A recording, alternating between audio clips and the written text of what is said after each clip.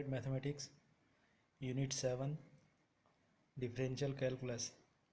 इस यूनिट में एक टॉपिक है angle of intersection between two curves. दो कर्व्स के बीच का कोण ज्ञात करना। दो कर्व जिनकी इक्वेशंस हमें दे रखी है। पहला कर्व है y इक्वल टू f1x और दूसरा कर्व है y इक्वल टू f2x। ये दोनों कर्व की इक्वेशंस हैं। ये दोनों एक दूसरे को, ये इनके हमने ग्राफ बनाए हैं। पहला कर्व है, ये दूसरा कर्व है। एक दूसरे को इस पॉइंट P पर ये इंटरसेक्ट करते हैं, एक दूसरे को P पॉइंट पर काटते हैं।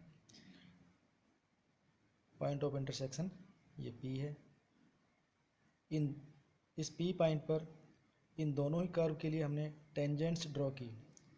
पहले कर्व पे ये AB टेंजेंट है और दूसरे कर्व पे CD रेखा ये टेंजेंट है।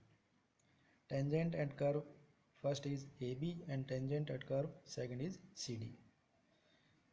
यदि इन दोनों टेंजेंट के बीच का एंगल थीटा है तो यही एंगल इन दोनों कर्व्स के बीच का कहलाएगा। Let theta is an angle between tangent AB and CD, then we can say that theta is the angle between two curves। यानी दोनों कर्व्स के बीच का एंगल भी थीटा ही कहलाएगा। कोऑर्डिनेट ज्योमेट्री में हम ये पढ़ चुके हैं कि दो स्ट्रेट लाइन जिनके स्लोप m1 और m2 है और उनके बीच का एंगल थीटा हो तो tan theta equal two plus minus m1 minus m2 upon 1 plus m1 m2। यहाँ पर ये थीटा फाइंड आउट करने के लिए हम इन दोनों टेंजेंट्स AB और CD इनके स्लोप याद करेंगे।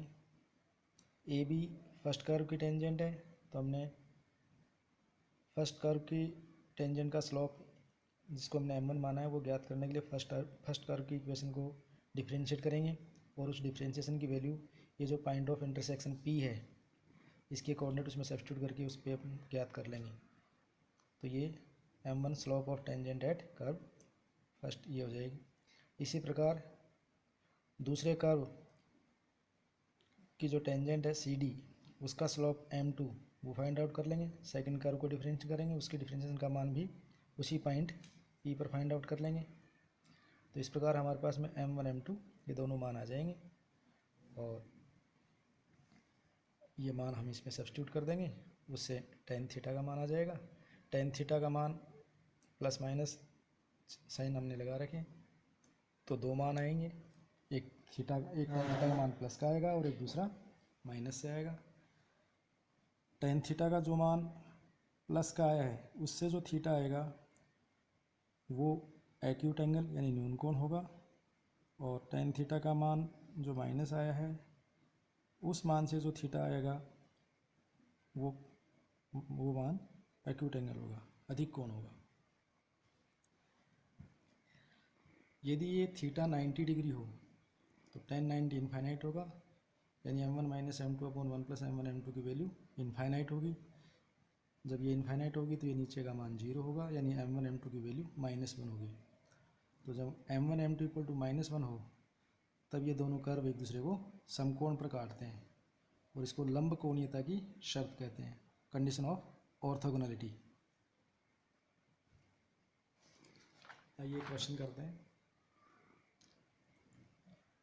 एक एग्जाम्पल है, prove that the curves ax square plus by square equal to 1 and a' x square plus b' y square equal to 1 are orthogonal to each other if 1 upon a minus 1 upon b equal to 1 upon a dash minus 1 upon b dash.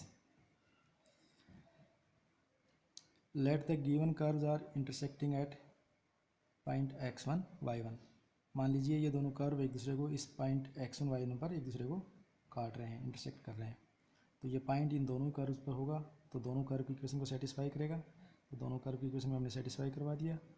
ये पहली equation हो गई और ये दूसरी equation हो गई। Differentiating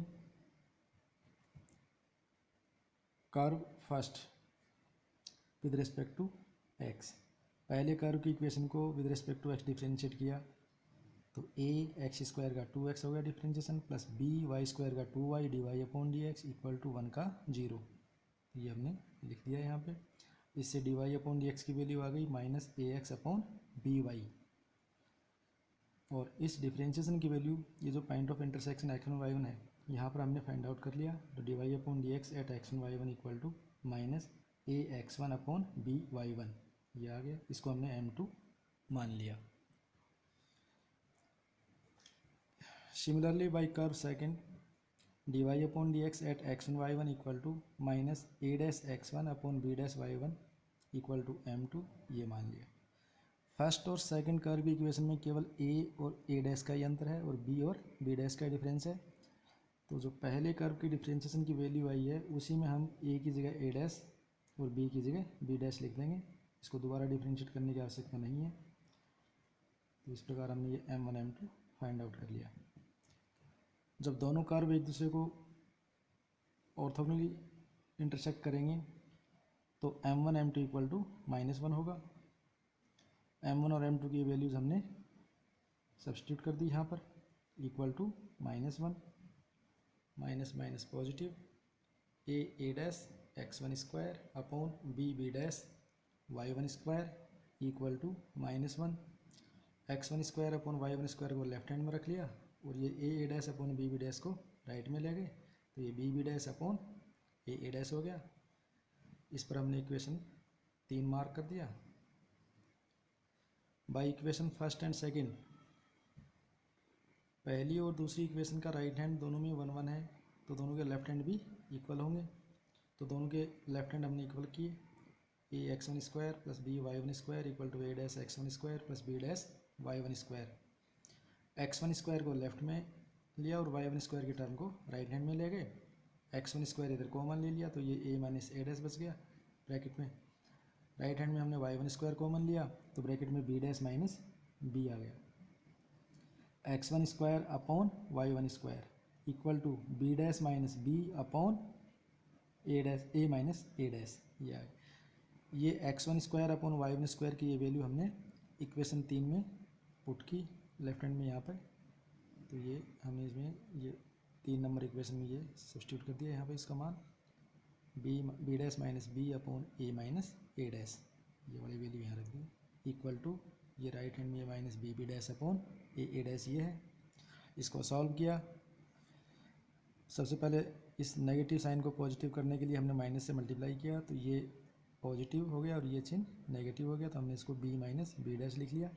और उसके बाद में ये जो बी डैश है इसको इसके अपॉन में लिख दिया यहाँ पे इक्वल टू, जब माइनस से मल्टीप्लाई किया तो ये चिन्ह पॉजिटिव हो गया और ये वाली वैल्यू जो यहाँ a माइनस ए डैश है ये राइट हैंड में यहाँ आ गई इसकी जगह a minus a dash upon ये ए डैश।